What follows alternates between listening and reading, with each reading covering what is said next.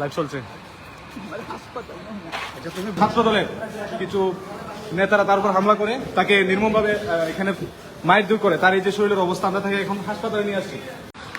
কিতা করতে কি ডিসি অফিস আবার ইয়ে নাইনি আশ্চর্য। লাইভ চলছে। আগে তুমি ডিসি ধরো না, ডিসি ধরো, আমরা তোমার সরাসরি ডিসির দ্বারা যাই। না সরল লাইভ থেকে ডিসি অফিসে যাও না, আমরা ডিসির দ্বারা আগে যাই। ডিসি রুম, এটা তো ডিসির এরিয়া।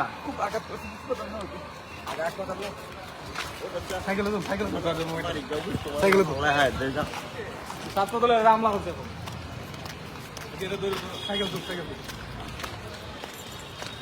এই মাদি মাদি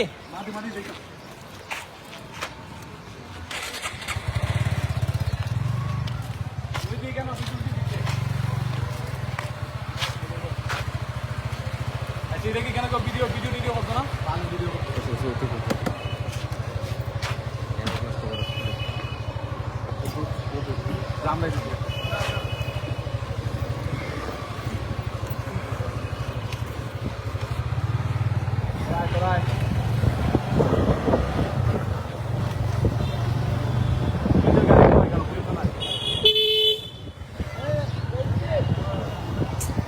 উনি সাক্ষী দেওয়ার মতো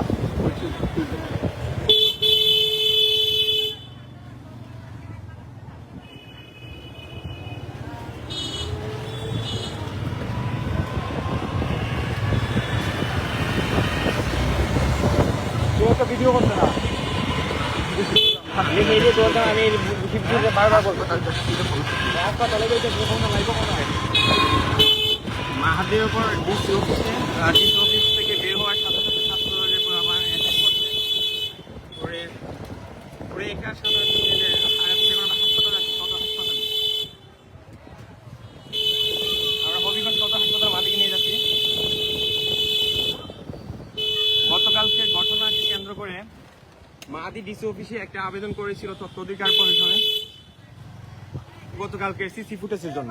গতকাল যে ঘটনাটি হয়েছিল সেটি ডিসি অফিসে একটি ক্যামেরাতে ধরা পড়ছে। এই ফুটেজটির জন্য মাহাদি আবেদন করতে ডিসি অফিসে গিয়েছিল। ডিসি অফিস থেকে বের হতেই আবার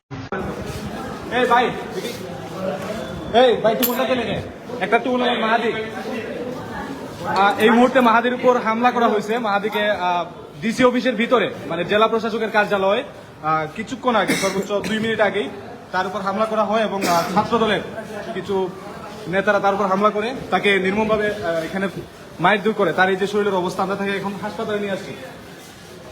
ছাত্র দলের হামলার শিকার হয়েছে মাহাদি, তাও প্রকাশ্যে ডিসি অফিসে এবং একটা সরকারি প্রতিষ্ঠানের ভিতরে। এখানে দাঁড়াও, একটা ইয়ে লেখাও।